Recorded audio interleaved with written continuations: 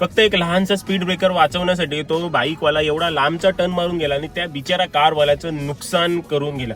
रोडवरती देखील बरेचसे लोक असं करतात, स्पीड ब्रेकर दिसला का मातीतून गाडी काढायची किंवा मध्ये खड्डा दिसला तर अपोजिट साईडनी जे आहे ती पटकन टर्न घ्यायचं. भले मग समोरून जे आहे ती मोठा टेम्पो भरधाव वेगाने येत असू दे किंवा मोठी गाडी भरधाव वेगाने येत असू दे, कारवाले देखील बरेचसे करतात. अशी स्टाईलमध्ये स्टेअरिंग लगेच अशी करून खड्डा वाचवण्याचा प्रयत्न करतात. ते खूपच जास्त रिस्की आहे.